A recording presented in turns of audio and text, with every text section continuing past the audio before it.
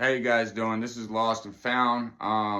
Today I want to talk about drugs and incarceration, and how judges always send you to jail thinking that it's going to rehabilitate you, and it doesn't. It never does.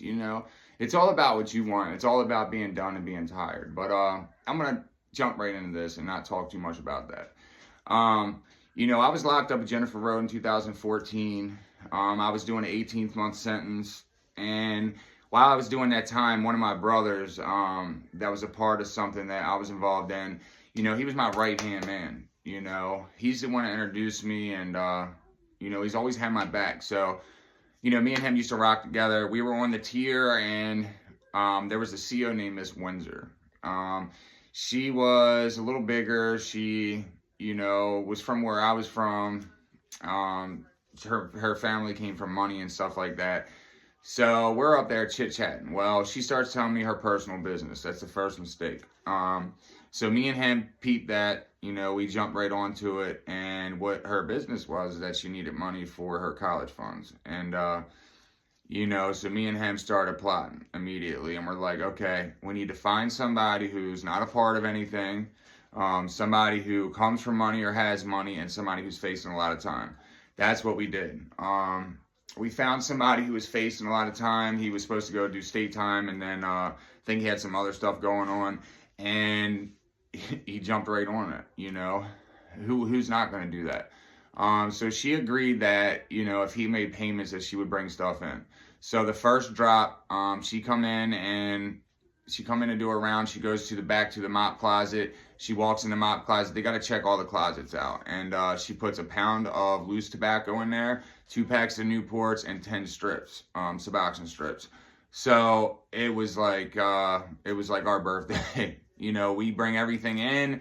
The kid's like, what am I getting? We give him some loose tobacco, break him off a little Suboxone, and we keep this thing going.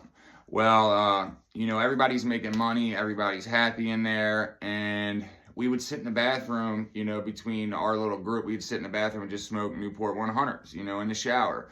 And we would turn the shower on, let the steam, flow through. And she would come through and warn us, like, the sergeant's getting ready to do the rounds. Go ahead and get that shit out of here. So from my knowledge, it was only her. Okay, so then before I know it, they come upstairs and they're like, pal, you're under investigation today. You have to stay on the tier. You can't go out to work, but we're not going to fire you. So I'm like, oh my God, it's always something. At the time, I was a part of an organization that I don't really get into, I don't talk about, but I had it on my throat. I had it tattooed on my throat. I got it covered up because that was stupid. It put a bullseye right on me. Got me flagged, got me involved in everything. I was young, felt like I had something to prove. And, so they were on my heels all the time anyways. They thought I was like the leader of everything because I had this tattoo on my throat. It was ridiculous.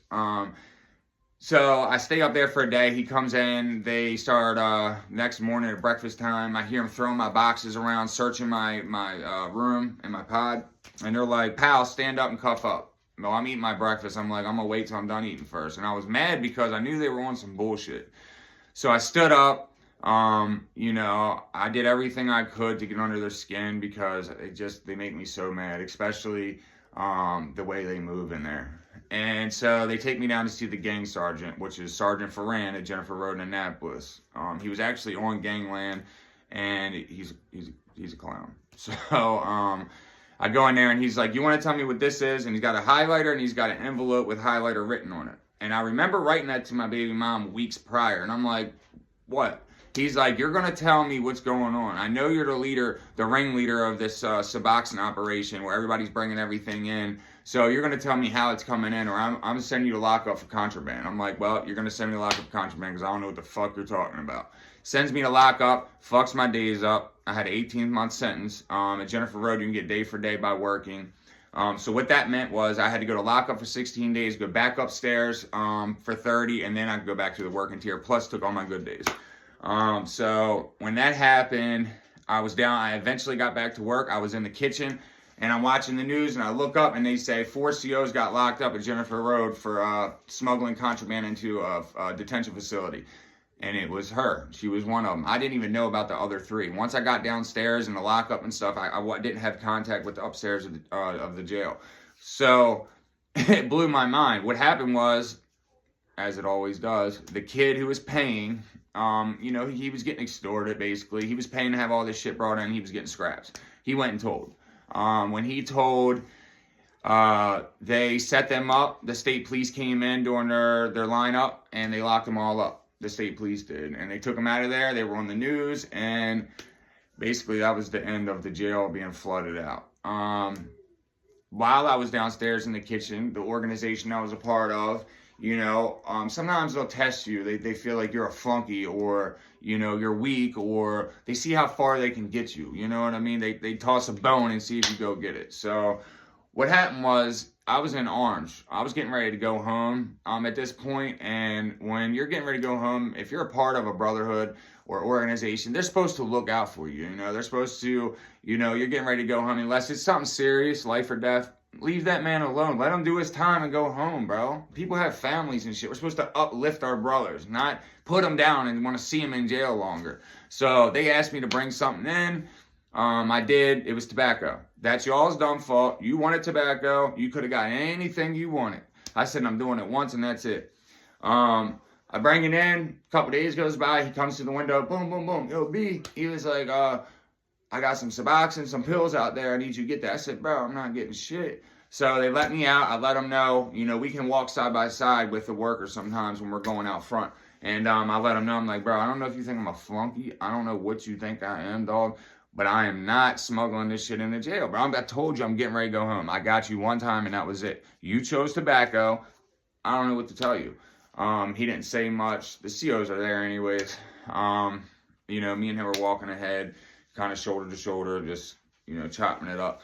And so I go out there, and what I do, I grab the strips, I hid them somewhere else. I took the pills, I flushed them down the toilet, and I said, fuck that, bro. If they would have found them pills, I'd have got knocked off. That would have been all my time.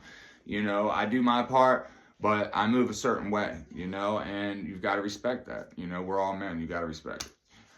So the last day when I'm getting ready to get released, I get them Suboxones, I bring them back. I take a half a 12 milligram strip, put it in a spoon, and I'll mix it with water, and I sniff it. They call it dipping it. I'll also take a corner of it, you put it in your eye, the tear duct right here. It burns for a second, boom, it sinks in, and, now you got a whole new addiction. Suboxones are supposed to get you off of drugs, but they are a whole nother addiction in itself. That's a story for another day. I shot Suboxones for, 10 years, every day. I did them in jail. I've been in jail in year bits and had Suboxones every single day for the whole entire year. Whether it be COs bringing it in, mail, court clothes, it's not hard. I brought it in many times. I had a pair of Griffies back in the day, the red and yellow ones. And the tongue was like one of those tongues you could take the laces out and you could slide your hands down on the sides like this. And I had K2 in there from when I was trying to sneak it into a rehab, and I made it through the whole jail, and they did not find it down there in the cellophane in that slot. Now, mind you, this was years ago. Now you can't even get shoes in this jail anymore because there were so many fights over it. But, and I'm sitting in A1, and I find it, and we'll roll up. We're smoking K2 in there. That fast. So when the judge sends you or sends these people to jail, and they're like, oh, you need to sit down and think and get your life together. That's fine and good, but guess what? There's more drugs in there. They're more easy to get. They're right in front of your face. You don't got to walk down the street. Bro, walk to the end of your bunk. There's drugs. So, just a little bit of awareness, just a little bit of knowledge for you guys. I think that's a good topic to talk about. I don't hear it talked about a lot, and, even for judges and stuff, like maybe start sending people to rehab and not to jail. Maybe stop giving up on them. I know